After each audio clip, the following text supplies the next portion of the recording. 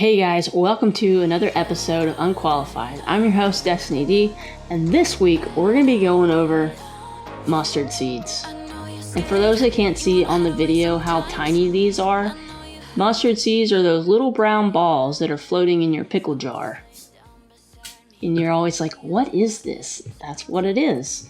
And we're going to go over and give our unqualified take of mustard seeds. And there's a lot of other things that, this is going to be deep, right? So if you've heard about faith of a mustard seed, you're like, I've heard it, I've tried it, it worked, it didn't work. Or you've never heard of it. For both people on both sides, it's going to go deep because I have gone deep and I don't even know where this is going to go, honestly. So I have things that I gotta just see. I have things that I have to speak out because I know this from experience. I know people are looking for bigger, better things, and we're gonna find them answers together. So let's keep looking and do this together because this is Unqualified.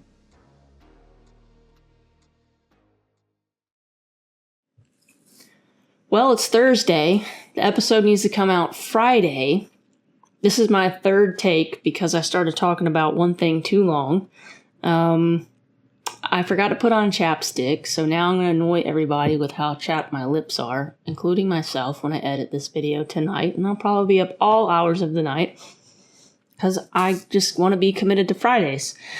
But as we know, Hurricane Helene came through, and that's not what this episode is about. There's enough information, there's enough videos, there's enough things going on. I don't want to be another voice. We have enough voices on that.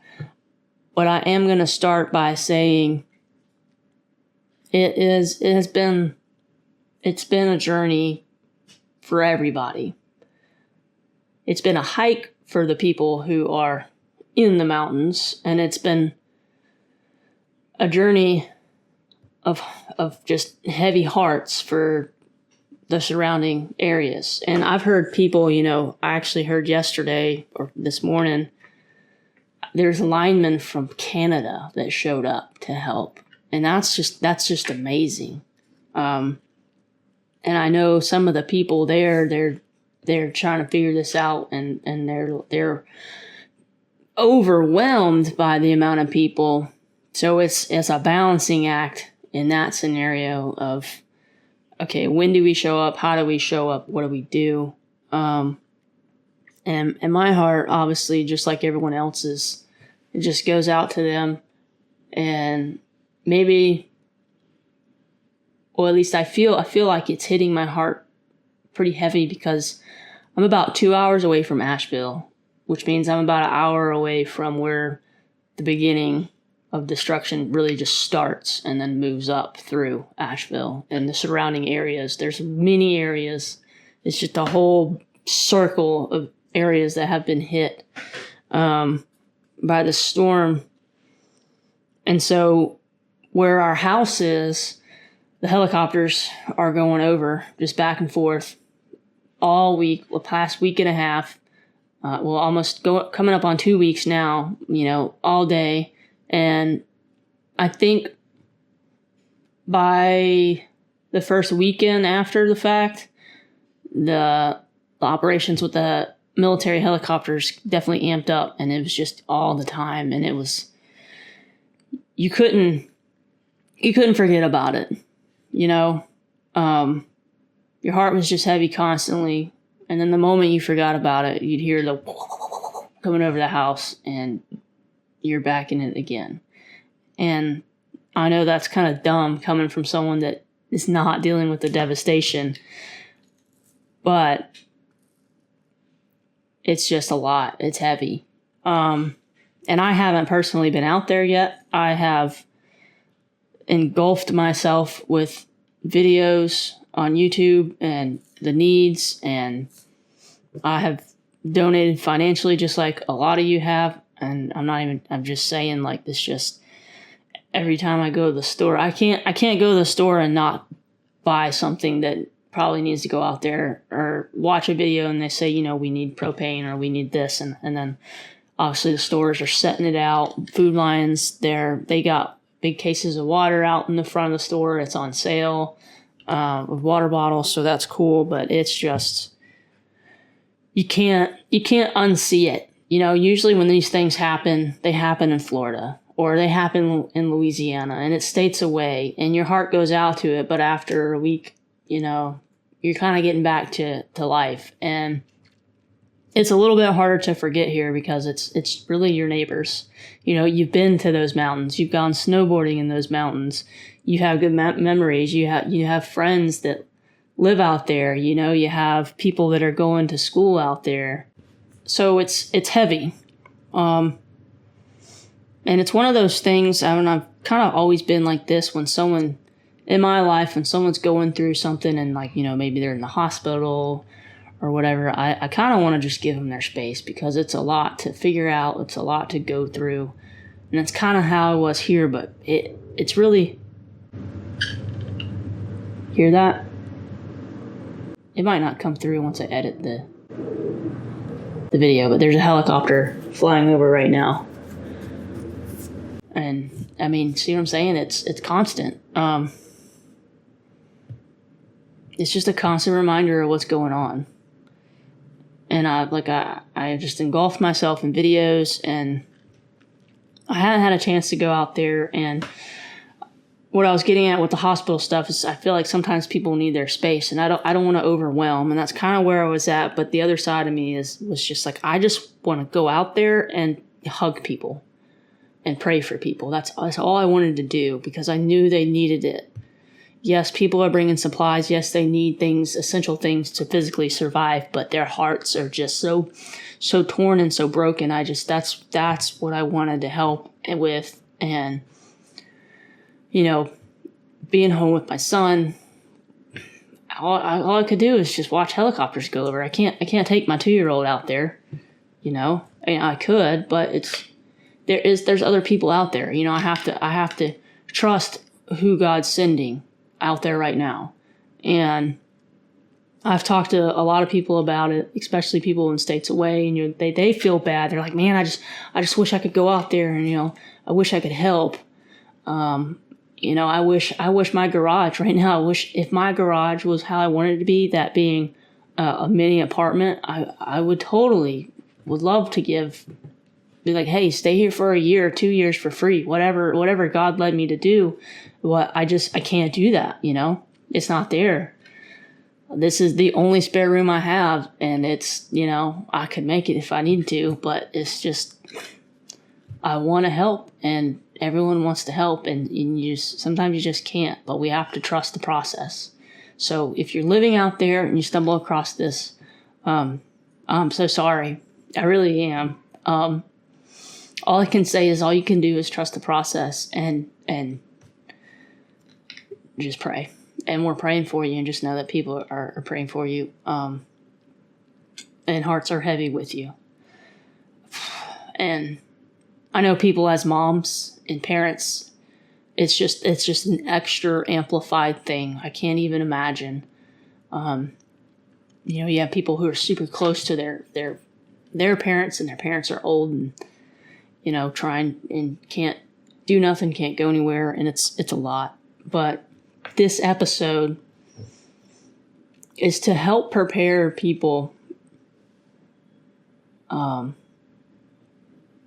This episode is to help prepare people spiritually for war, because not, for like spiritual war.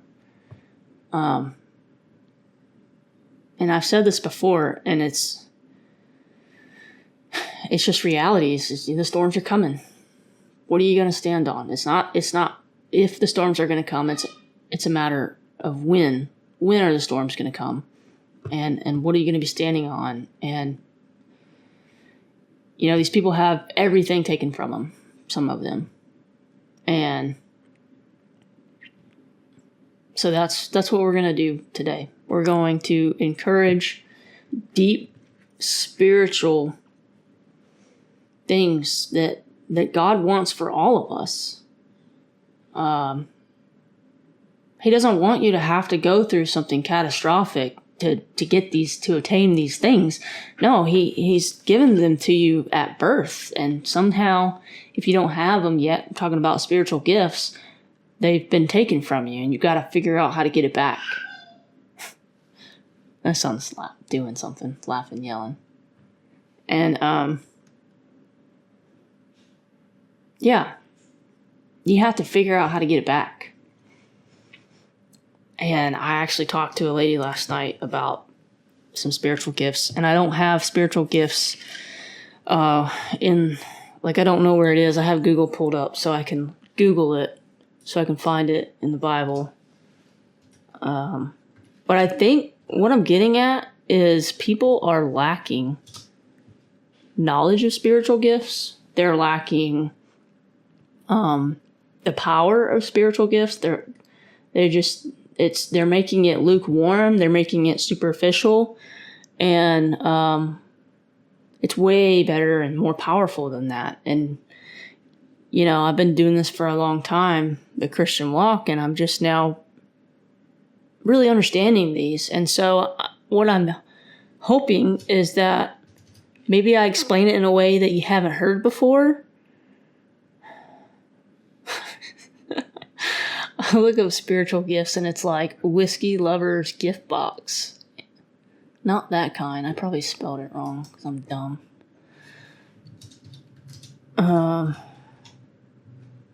Okay, 1 Corinthians 12. So we're going to go over that too, because that's going to be part of this, which I wasn't really prepared to do because I only had 2 verses, honestly, to go over. And I knew I was going to be led to go certain places. There's this thing on my finger. It's driving me nuts. Here's it. We're going to start off with last year, how we were talking about last year. We're going to start off with the last episode, how we were talking about prayer.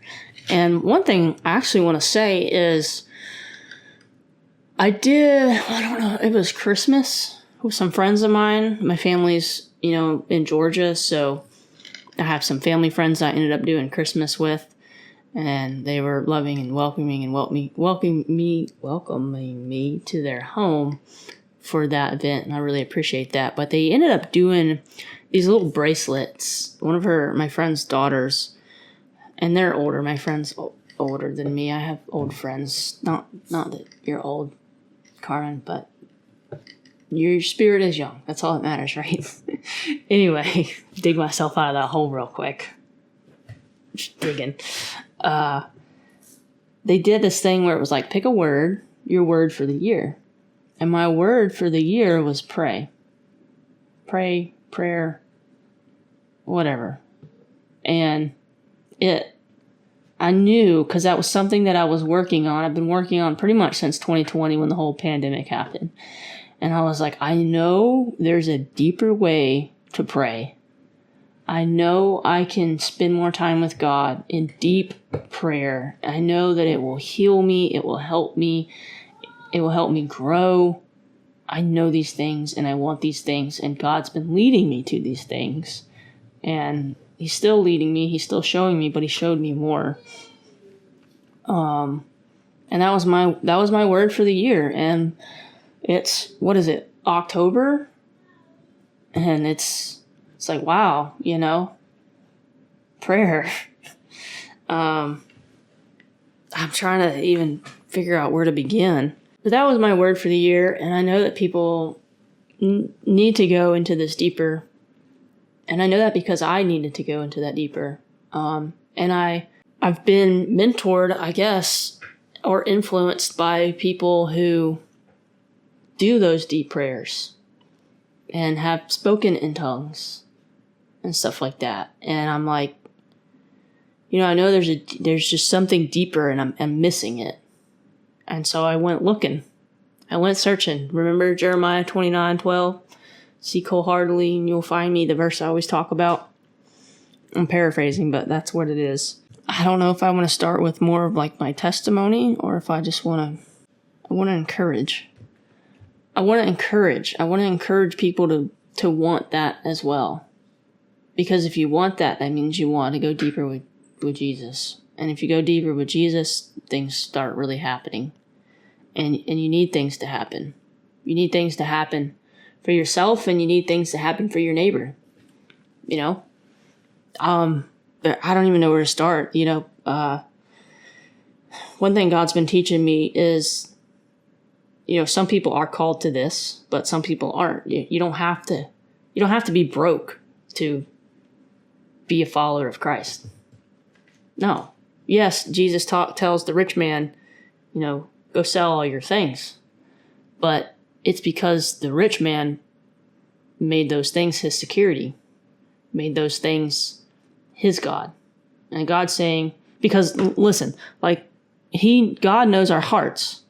So God knew his heart needed to get rid of that, to remove that security blanket, so that he could truly follow Jesus. So that's not for everybody. That's just an example. It's an example. You gotta look at the bigger picture. Okay, what is your heart? What is something that you need to let go of that's going to be hard to let go of?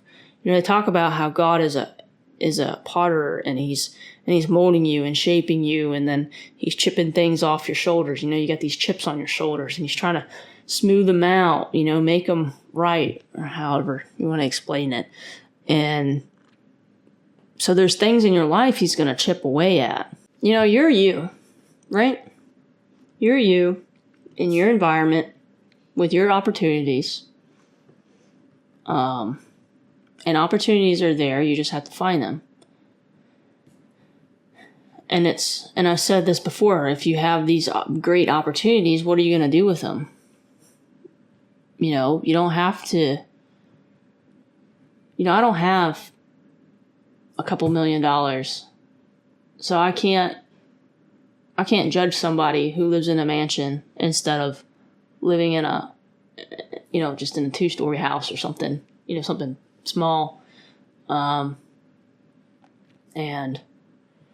some people have so much money, they don't even know what to do with it. That's kind of what I'm getting at.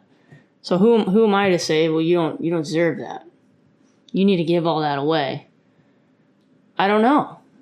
I think we just really got to learn God's voice and hear God's voice and say the thing is if you have what I would say, or what I would go on a limb and say is, if you have these things, what are you doing with them?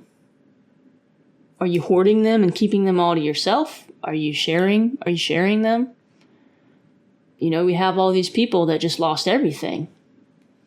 We have all these mansions a couple hours away. Plenty of room, plenty of space for people. Are you opening up your home? Are you allowing people to stay? Or are you gonna, make them pay rent? Well, okay, maybe it's not a much rent, but you need to pay rent. Was it because you have something that you really can't afford? And then you're trying to keep up with people around you. I don't know. I'm not in that. I'm in the position where I wish I had that, because I want to be able to help. I want to have a place for someone to stay if they need to. And the other thing too is and this is just the truth. There's people living in their cars. You see them all the time at Walmart. Why can't you help them? Why does something catastrophic have to happen for you to feel? Why? I'm speaking to myself. You don't know. I remember one time at Bragg, when we lived there in Sanford, I went up to Food Lions to get something. It was right up the street from us. And there was a guy out there with a sign asking for help. Anything helps. So I went up and talked to him. And I was like, what's your story, man? I said, what do you need help with? And he said something this was a long time ago, so I really don't remember. But something along the lines of his wife was in an accident or something and was disabled. And he just can't support them anymore. And he hates that he has to be out in the street begging for change. Hey, buddy. He hates that he has to be out on the street begging for change, but that's just the position he was in. And I was able to pray for him. I was able to give him $20. So the thing is we need to help all the time. It's not when something catastrophic happens. Yes, you still need to help then, but you need to help all the time. All the time. That's what we're called to do. Look for needs constantly. Look for opportunities to glorify God. It's God is God. Like, what could you possibly do? And in Isaiah, it talks about how our good deeds are like filthy rags. It's not to diminish us. It's to put it in perspective, to say this is how great our God is our best is just nothing. But just like a little child, it draws you a stick figure picture of the family, and you put it on, or gets an A on, or even a B, on some test that they worked hard for, and you stick it on their fridge. You're proud of them. God's the same way. He's proud of you. God is not this. He's not this shaking the finger God. That's not who he is. He is loving and he is gentle. And the only reason I know that is because I've experienced it myself, and I've sought the truth. And there's people, like I'll say 1,000 times, there's people who have died and they came back, and they're here to tell us and witness to us how loving God is. And we are supposed to reflect God. So you know how the moon, the sun, right? It's this big sun, and it's producing all this light. And then the moon shines bright when it's a full moon, when it lets its whole self be displayed because of how things are lined up or whatever. And the moon's light is not its own light. It's a reflection of the source. This kid. It's a reflection. It's a reflection. And so that is who we are designed to be. A reflection of God. We are made in the image of God. We are a reflection of God. If God is this light, this love, we need to reflect that. And so he challenges us. Anytime you grow in any area, you've been challenged. If everything was easy, you wouldn't grow really. You have to be challenged. You have to pursue. And, one thing Jordan Peterson says a lot that I love, he talks about how life is an adventure. It is an adventure. And if you think of it in that perspective, and you know that when the war is over, that God's got you, just have fun with it. What brings me to say all that is I have a friend.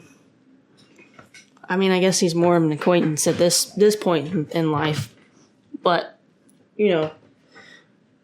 he went through some stuff. He went through some stuff, man. And after diving deep into things that I say, that I'm going to get to eventually, about what you need when these terrible things come, is you need the real Spirit of God. You need an Acts 2, church or whatever, or like in church as in like a group of people, that kind of faith. You need, and then like, it's just humans, man. It's humans, because I'll finally get to this verse now. Matthew 17:20. It's Jesus. So this paragraph before it says Jesus heals a demon-possessed boy. And basically this boy was having seizures, and he was falling into fires and water, and the father was terrified that he was going to die because he was falling into things that could kill him. And the disciples could not cast this demon out. And Jesus is frustrated. He's like, how, and it's just like, I think of it too, and it's not like he's like, how could you faithless and corrupt people? Yeah, he's irritated because he is in human form, but he's not sinning. It's like a loving parent, and they're like, how could you mess up my computer? Do you not listen to me? Like, stop touching it. But the reality is he's 2 years old. He has no idea what right and wrong is. And God knows that. God understands that. We are children of God. And so he's frustrated. And I think it's more so is because he just knows and he wants everything to be better for people, and they can't be better if you don't have any faith, because things aren't going to move. And he knows what's coming. He knows the cross is coming. He knows he's going to come back, but he knows he has to leave, and he's going to leave the Holy Spirit. And he knows that you need the Holy Spirit, him in spirit, to be able to help these people when he's not here. And if he's not here, then he can be everywhere. If he's in spirit, if he's in the Holy Spirit, he can be in the United States. He can be in Africa. He can be in Canada. He can be in somewhere in Europe, all at the same time. That's how the things work. And I'm not going to sit here and say I know how that works. That's above my knowledge, but it all makes sense. And so he's frustrated that, hey, what are you doing? See, I'm like, this is an example right here. My son's going, and I know that I have to go record this and do the sound so it doesn't hurt your ears. And he's still doing it. But it's okay, because he doesn't know. I love him. And that's how God loves us, but God loves us more. And I'm going to mess it up. I'm going to mess it up bad. And you don't understand this until you become a parent. You just don't. And it's weird. I'm already dreading the day when I break my son, when I finally flesh comes out and I finally break my son and that trust gets broken. And I can do everything and try to do everything the right way, but at the end of the day, I am going to fail. It's going to happen. But God's not going to fail. And I can rest in that, and I cannot have anxiety in that. So if you're a parent, rest in that. Well, let's finish this first. Okay, so he's frustrated with them, and then Jesus rebuked the demons. So this is 18. Matthew 17, verse 18. Then Jesus rebuked the demon in the boy, and it left him from the moment the boy was well. Afterwards, the disciples asked Jesus privately, "Why couldn't we cast out the demon? You don't have enough faith." Jesus told them, "I tell you the truth. If you had the faith even as small as a mustard seed, you could say to this mountain, 'Move from here to there,' and it would move. Nothing would be impossible." And the thing is like, to us, someone is possessed by a demon, something we just don't understand, a whole nother, you can't see it, you can't, how do you have to have God guide you into learning it, and you can't get obsessed with it, and you can't think it's not there. It's balanced. So how do you get there? And it says, Jesus says, if you had the faith of a mustard seed, and a mustard seed is small, and it's like we don't have that faith. But if we did, we could move mountains. Now, people could argue if this is literal mountains or this is figuratively speaking. Who knows? Who cares? The point is, seek that faith. Seek that trust in God so that you can move mountains. You know? Pray a storm to go back to the ocean. That would be the equivalent, I think, of moving mountains, moving a storm with your prayers. Like, what? Are you nuts? But you can listen to hundreds of people testify. The storm that happened like last year, and maybe even this year. I don't remember, all the years jumbled together. But there was a tornado that came up through Mooresville, and it was close. And I was like, I'm just going to pray this thing away. And I had faith that I could do it. And if it came my way, it came my way, but God's going to help me through it. You just got to stay focused on God's going to win the war. But I remember, and I like captured this. I took a picture, a screenshot on my phone of the storm and the direction it was heading, which was kind of right over us. And then I just prayed. It was just me and my son. And I just looked out the window and I was walking around and I was praying boldly. And I was learning at the time how effective prayers are. But if you don't have any faith, they're not going to be as effective. But if you have faith, they are effective. So what do? I told a student that I work with last night, I said, you know how many times I had to pray to God to help me believe in Him? Do you know how many times I had to do that? I said so many times. I said, I can't even believe in God without God's help. And that just shows how much of a child we are, and it just shows how Omega, God is the Alpha and the Omega, like, that just shows it. That just puts it in perspective. I mean, think of a little ant. It's just tiny. All it knows is how to build dirt mounds in the yard and crawl on your son's feet because he wants to touch it because it looks cool and bite the crap out of his leg. And you got to go over there and save him, even though you told him, no, don't do that. And he learned. He knows now. Yeah, he's young, but he ain't going to stick his foot in the anthill anymore. I'll tell you that. He learned the hard way, but he learned. And I don't want anyone to put words in my mouth, but I'm not saying you got to learn things the hard way all the time. There's a way to do things and go about things. But when things are taught wrong to you, you need to seek God for answers. You got to look yourself. You have to ask for this faith of a mustard seed. You can't say, I'm going to obtain this faith. No, you ask for it. Say, God, just give me the faith of a mustard seed so I can do something. And that's pretty much what I've done. And I'm going to go into this because this is how I'm going to get into the spiritual gifts. It's already been 40 minutes. So, John, oh boy. This is me stepping out in faith, even putting this out there. Some people know this. Some people don't. I've talked about it on the first episode when I talked about my testimony. But John 7,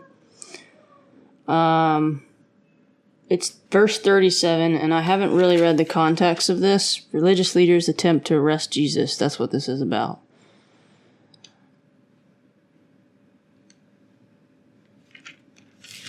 So he's telling the religious leaders. So the red part says, I will be with you only a little bit longer, then I will return to the one who sent me. You will search for me, but not find me, and you cannot go where I am going. The Jewish leaders were puzzled by this statement. Where's he planning to go? They asked. Is he thinking of leaving the country? Is he going to the Jews in another land? Maybe he will even teach the Greeks. What does he mean when he says, you will search for me, but not find me? You cannot go where I'm going. So they were perplexed.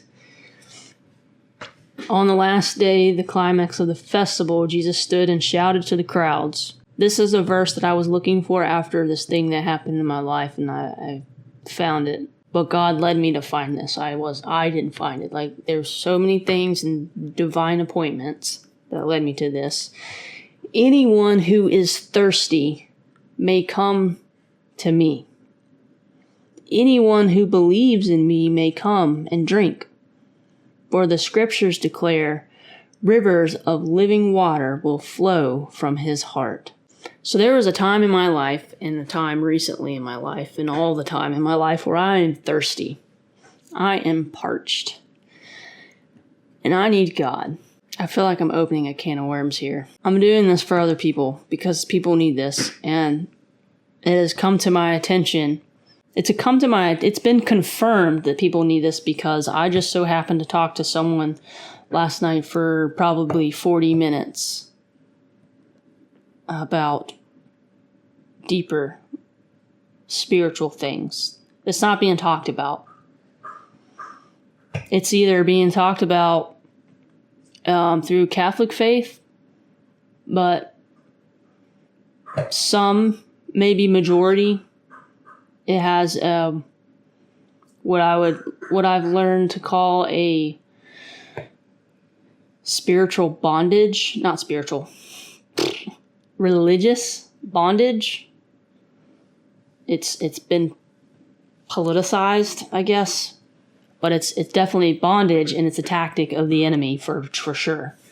And then you have the other people who just, yeah, we'll pray for you. We'll get a team together and pray for you. But there's no guidance or direction. There's no organization to it. And people are having to go to other places to find answers for these deep spiritual things that people were doing at the beginning of the church once Jesus resurrected and left the Holy Spirit. That being praying over people, praying in tongues, prophesying, giving everything for their neighbor. Just some deep stuff that we have kind of protected ourselves. Because when you're, most of the time when you're doing something, it's to protect yourself. When you're not talking about something or you're keeping something to yourself, it's to protect yourself because you don't want to be labeled. You don't want to be judged. I'm here to tell you, God's the only person that judgment matters. First and foremost, you will be judged.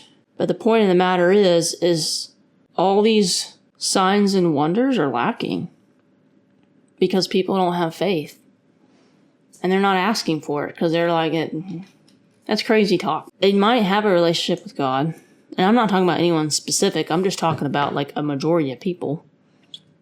They have a relationship with God. And this was me at one point. And I'm just now kind of getting out of that. And I've been stepping into learning about these deeper things for probably the past 2 years. Maybe a little bit longer. But it's really finally starting to get answers. People want something that's real. They don't want your religion. They want something that's real. What is this boy doing? Oh, here he goes. He's bringing his toys. We might have to take a break. I had to go play with Axel break to come back to this. The reason I know this is because what else would explain the rise in the New Age stuff? There's a mystic and wonder that people are missing out in their lives. And I'm just going to pause this right now and take a break. Okay, part 2. Where was I at? I'm going to say this. People are in desperate need for someone to teach them about their gifts. Because I needed people. I know this from experience, and I know this from talking to someone last night for about 45 minutes. Is people need guidance and help. And yes, you get your direction from God and this and that. I get that. But you also have people who God sends in your life. And He is orchestrating these things, which happened to me, which is why I can speak truth to that and say, yes, that happened. I'm a witness of that.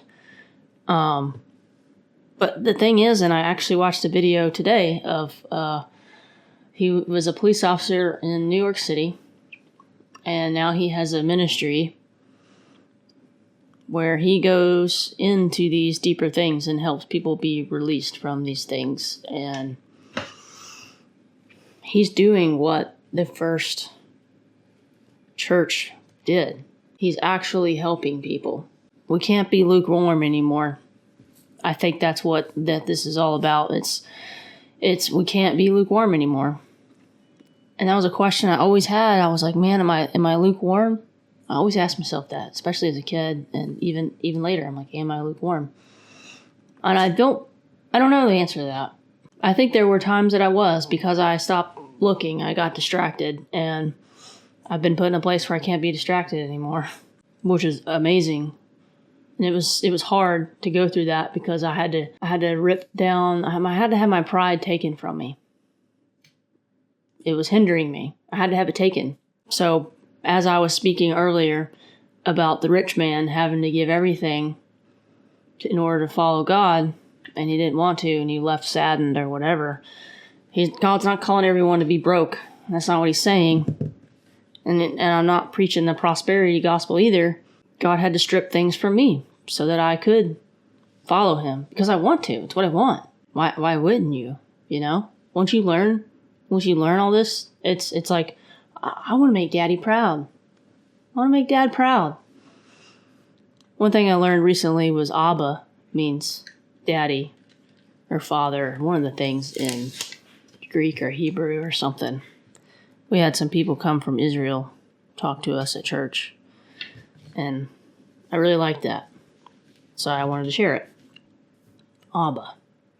Anyone who thirsts may come to me, and anyone who believes in me may come and drink. It's a free gift. It's given to us. And people are thirsty. And I don't think it's anything new. The church is failing. Church is failing at this. On every end of the spectrum. Big church, little church. I don't know. I can't speak for every church because I haven't been to every church. And I've been to what I would probably consider a spirit-filled church and got freaked out and left. So who am I to say anything, you know? I don't know.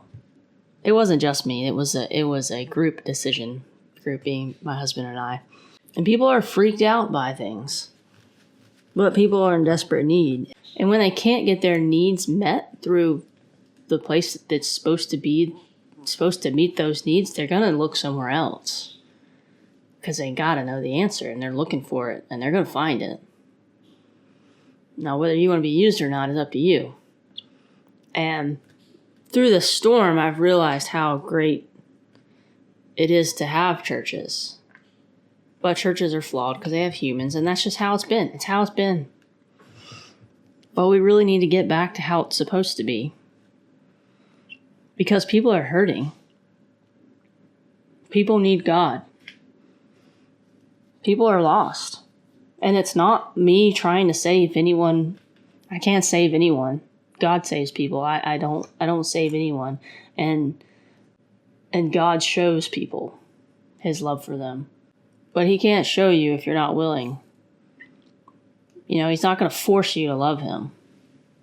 All these things that I'm doing is because I want to. I want to love God back. You know, you love someone that does things for you. Yes, you want to love them back. The good thing, though, is God is that person, that thing in your life that is able to have unconditional love for you. And people simply just aren't. They're not able. I had to get my heart broken thousands of times to learn that. And it's okay. And the thing is people don't change. If you look all through history, we're all the same. Times are different. Technology is different. Customs have changed. What is acceptable by the society around you and the culture around you has changed. But it's still the same baseline. It's still the same principles. It's still know this way, know my way, know your way, know our way, you know? It's some Dr. Seuss sounding whatever, I don't know. And nobody is willing to budge on anything. And here's the thing. Some people are going to be right. But some people are going to be wrong. And sometimes you're going to be right. And sometimes you're going to be wrong. And sometimes I'm going to be right. And sometimes I'm going to be wrong. But I have a better shot if I have a real relationship with God. And I am seeking and he's answering me. And I'm not being deceived. It talks about in the Bible how it's kind of scary. Angel of light. Angel Turn my keyboard off. Angel of light. Scripture. 2 Corinthians 11:14. Alright, I guess I need to Google a translation I can understand. New Living Translation. Okay. 2 Corinthians 11:14. But I am not surprised, even Satan disguises himself as an angel of light. Alright, now let's see what the context around that is. Paul and the False Apostles is the title of this chapter. I hope you will put up with a little more of my foolishness. Please bear with me, for I am jealous for you with the jealousy of God himself. I promise you as a pure bride to one husband, Christ. And that's the thing with marriage. Marriage is, everything is a reflection. Everything always points to the same thing, the same story. I promised you as a pure bride to one husband, Christ. But I fear that somehow your pure and undivided devotion to Christ will be corrupted, just as Eve was deceived by the cunning ways of the serpent. You happily put up with whatever anyone tells you. Sounds familiar, huh?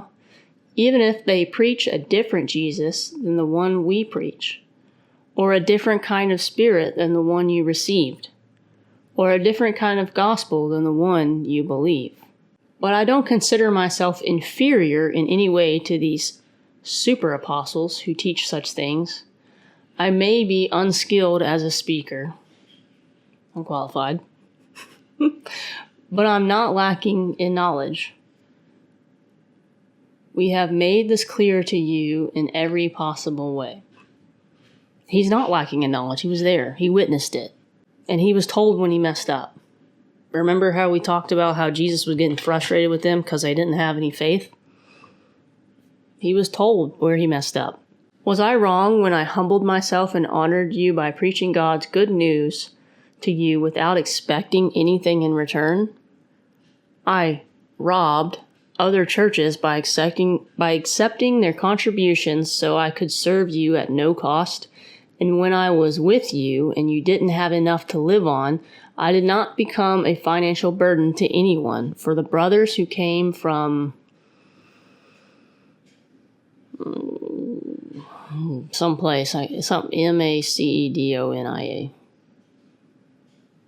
I'm not even going to try. Whatever. We haven't got that far yet in life. All right, so for when the brothers came from, this place I can't pronounce, brought me all that I needed, I have never been a burden to you, I have never been a burden to you, and I will never be.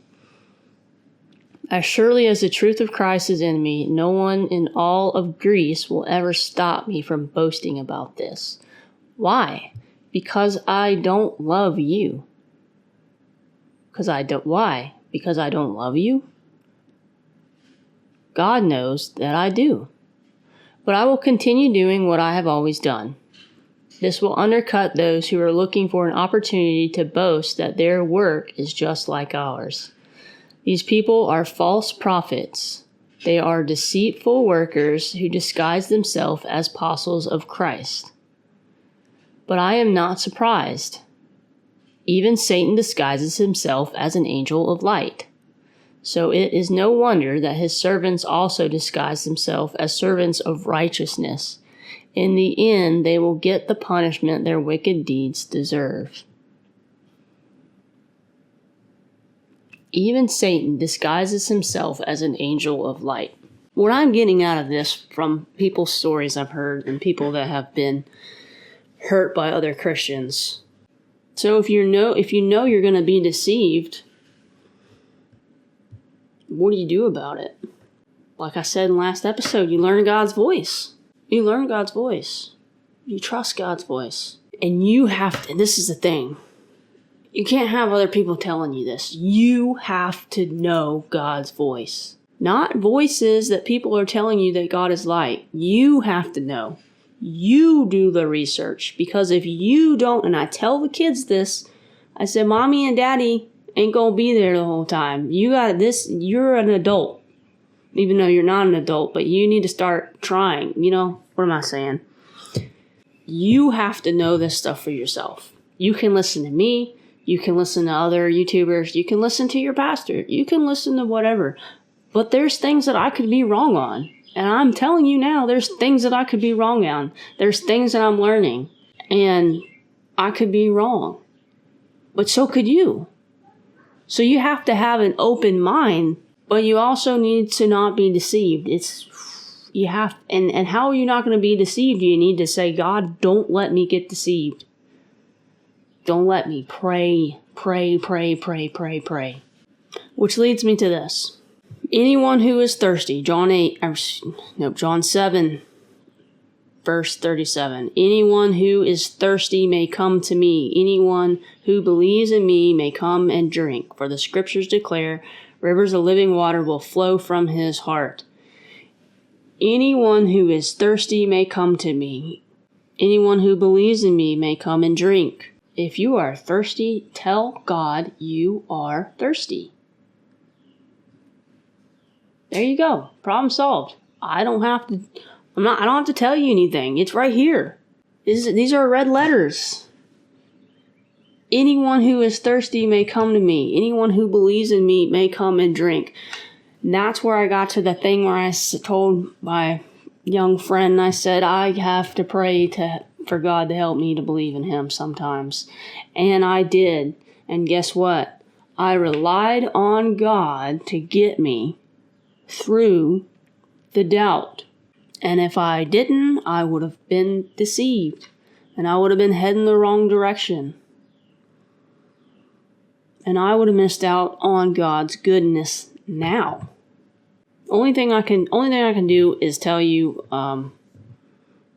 my story. It's the only thing I can do. So I'm going to come back and do my story. I'm just going to leave this running and edit it out.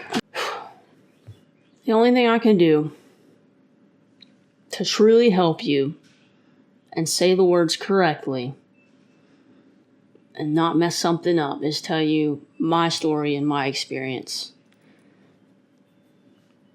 And I was thirsty in this experience of my life. I didn't know it. I didn't know this was in the Bible. I had no clue. Okay. I was 24 or 25. Yeah. Yep, that's right. Okay. So I was 24 or 25. And I was thirsty for God. I had a lot of time by myself. I had a lot of time to think. It's when I was driving to school.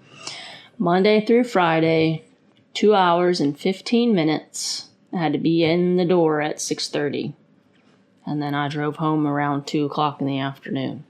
What's that? 4 hours and 30 minutes in the car, Monday through Friday. Lots of time to think. Interstate driving, nothing to look at. And I actually kind of started doing, my sister-in-law would know this, I started doing I'm sorry that I made you listen to me for 2 hours. I don't know if you ever listened to that, but I sent her these things that I would do, and I would record myself on the phone. So like I said, this has been a making, and I would record things on my phone. So this process of me podcasting and I guess now doing videos has been a long time coming, and it's been a whole process.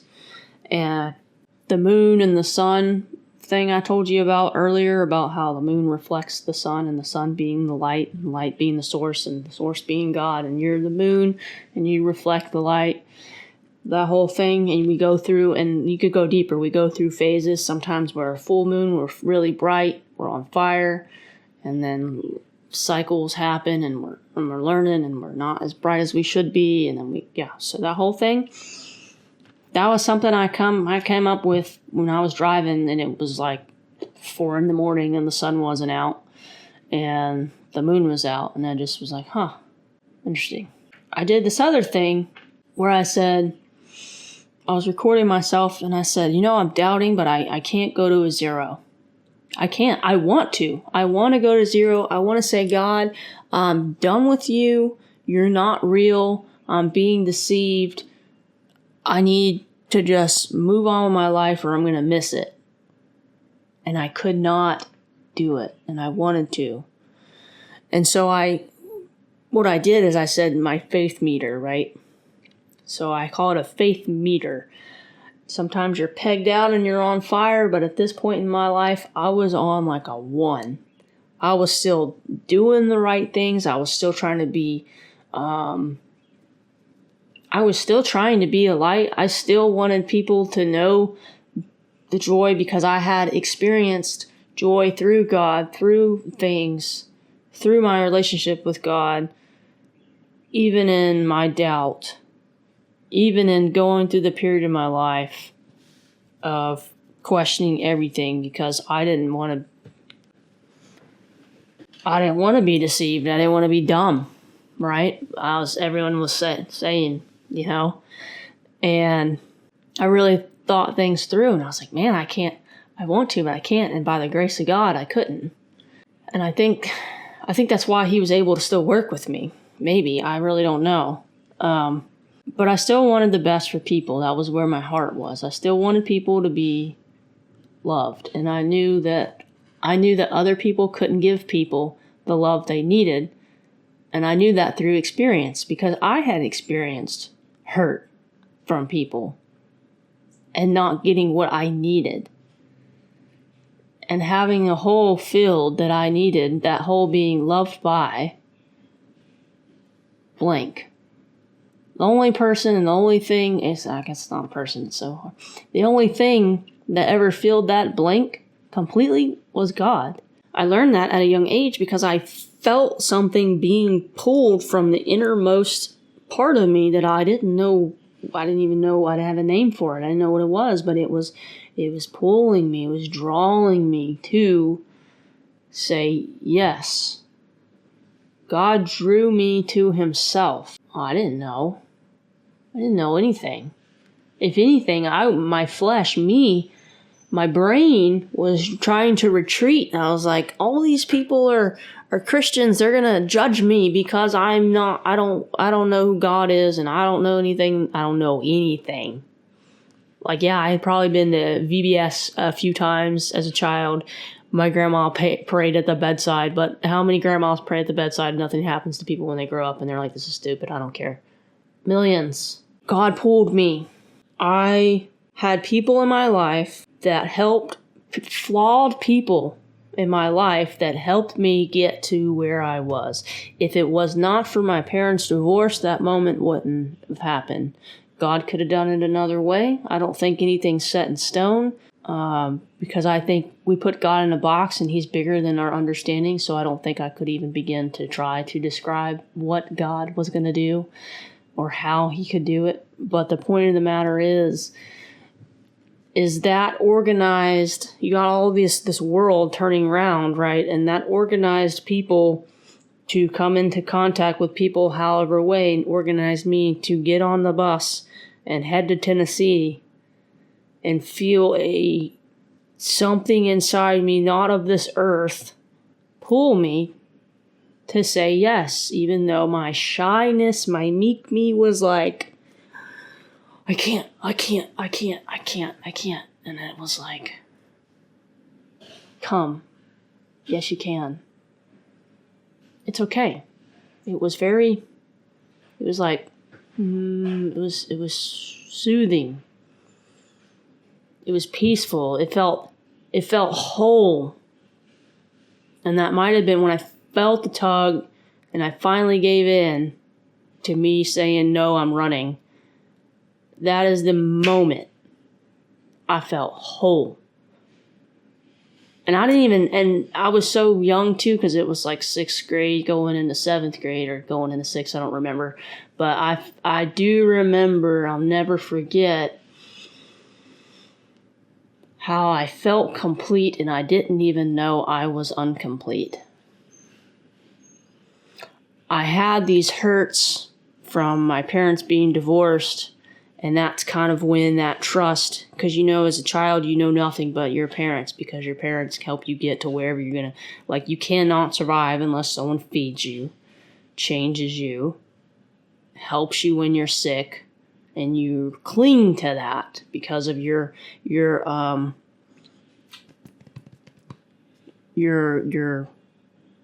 instincts, right? Your primal animal-like instincts. And then when that is kind of stripped, at least in my scenario, when that was stripped, that's when my heart was broken because of the world we live in. Everyone's susceptible to making the wrong choices and for things to fall apart. Everyone. So I don't put the blame on anyone. And I was fortunate enough, and I thank God, and I don't know why me. I really don't. But I was fortunate enough to feel the hole that I didn't even know I had, the brokenness that I didn't even know I had, the things that I just didn't know was going on, be filled with love. Now, it took me years to understand the significance of that moment, because I always was like, I pushed it off, because then I went through the phase of doubt, and then I went through the whole phase, am I going to hell phase? I went through all of that, but through all of that, from the very beginning, God was there. He was there. He was providing a way. He was providing a way because he needed me to do things. And to be able to do the things he needs me to do for his will, I had to get there. And I can't get there without him. And even in that, I can do the will of God, but it's all for his glory. Like it's nice. It's good for me too. Like it makes me whole. It makes me feel important. It gives me value. God is giving me the opportunity to feel valued when I do things for him. Even though it's filthy rags, because God is so big, he gives me the opportunity. How nice of God. How loving of God. How great of God. He is good. He is good. And that happened. And then I go through all these things, right? And then I'm questioning everything that happened. I was like, I was young. I don't know. Couldn't go to a 0. But my heart was still pure in a sense, as I wanted the best for everyone. And the only thing that I knew would be the best, because I had tried other things. And I knew things didn't make me happy. And the only thing that could fill that void, here he comes. The only thing that could fill that void, that ever felt that void for me, was Jesus. Was God. Was my Father. My real Father. The one who loves me unconditionally.